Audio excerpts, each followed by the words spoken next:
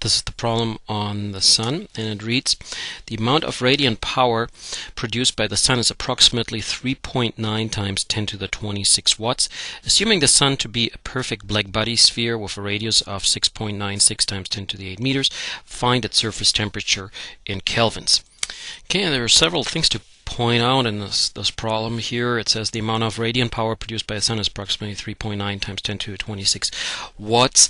That is a measured, respectively computed number, and I show that towards the end of the problem how we actually come up with that. Assuming the Sun to be a perfect black body sphere, and the black body is defined in the text, it says, since the color black is associated with nearly complete absorption of visible light, the term black body, perfect black body, or simply black body, is used when referring to an object that absorbs all the electromagnetic waves falling on it.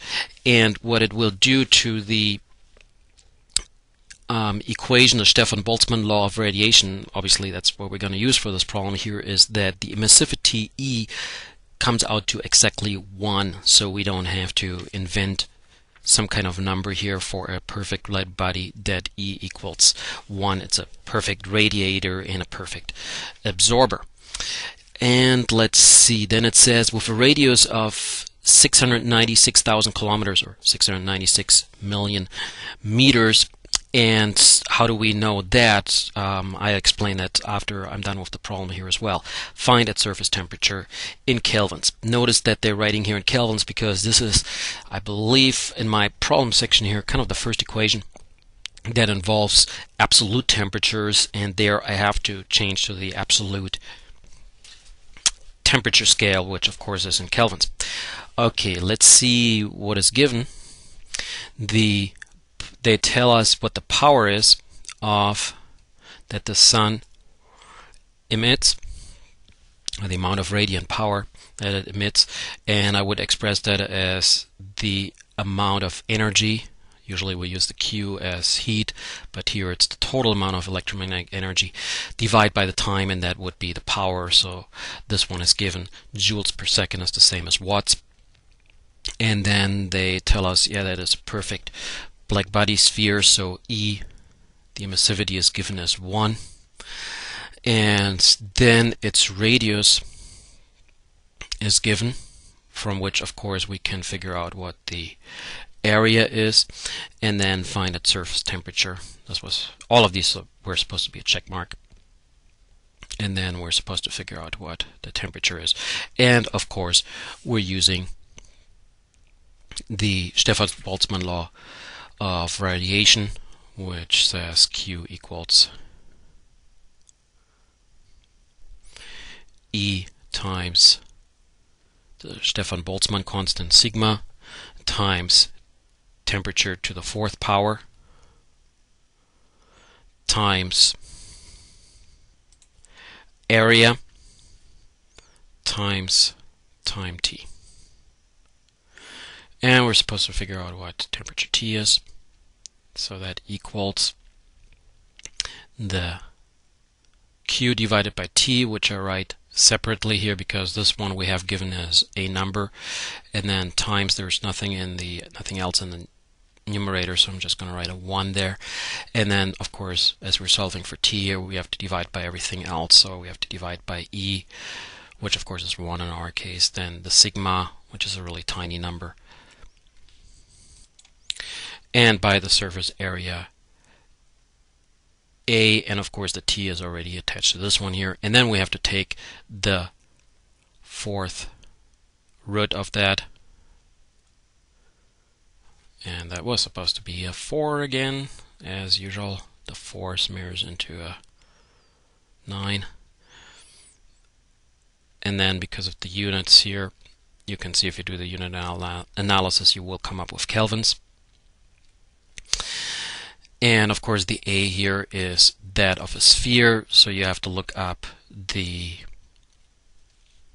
surface area of a sphere, which is 4 times pi times the radius squared, and of course the radius is given, and you're going to come up with some number, and it probably is what it says here, except this one here. Oh, this is interesting. Oh, I think this is actually in no, is it in Fahrenheit? No, it's not. This is actually in Celsius, but for some reason they didn't write the Celsius down here. So this one here comes out to 6,000 degrees Celsius, and then if you add 273 to that, given the significant figures here, actually that's virtually the same in Kelvin, 6,000 kelvins, or roughly 11,000 Fahrenheit. So that's kind of the result you have to look for. Okay, I wanted to say a few things about numbers that are actually given in the problem, and this is from my website on astronomy.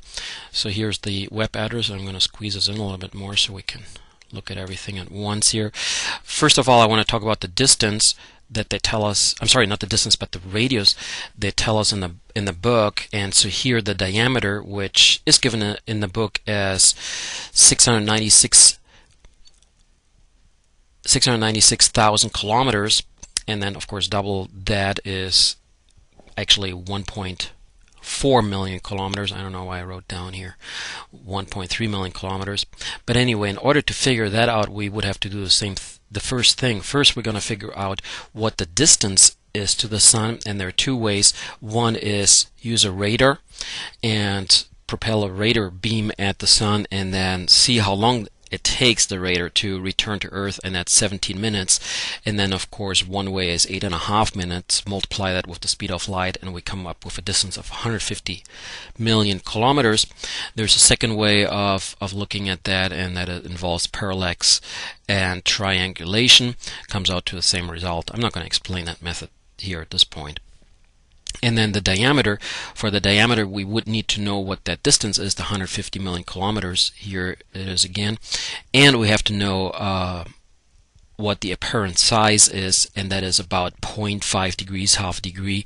And then if you do the geometry on that, it's actually relatively simple, that you have an extended object and you have this long elongated triangle, and all you have to do is multiply the 0.5 degrees actually in radians. That's why this conversion is here, going from degrees to radians, and then multiply that with the diameter that was determined over here, and you come up with 1.3 million kilometers, or 800,000 miles. And I guess I can see why this one here is a little bit different from the text value here, because I rounded this one here to 0.5 degrees, half a degree. So that's why this one here, of course, is a little bit off, because I only deal with one significant figure. Okay, so that's one of the things you figure out that's given in the book, which is the diameter of the radius of the sun.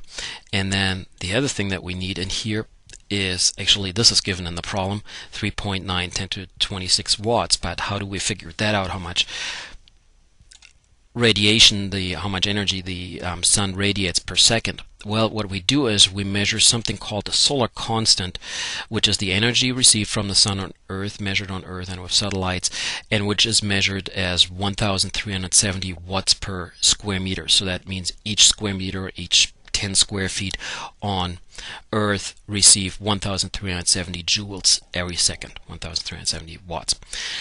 But the Earth intercepts only a small part. So what we do is we multiply the number that we measure by the area of a hypothetical sphere of the radius that we are away from the sun. So if you can imagine a huge spherical surface around the sun, where Earth sits on just one point of that sphere, and that's what we have to multiply, because with that entire sphere, that's what we have to multiply that solar constant with, because that would be then the energy that the sun radiates. So when we calculate the surface of this hypothetical sphere, multiply by the solar constant, we indeed come up with the 3.9 times 10 to the 26 watts, which is what was given in the problem.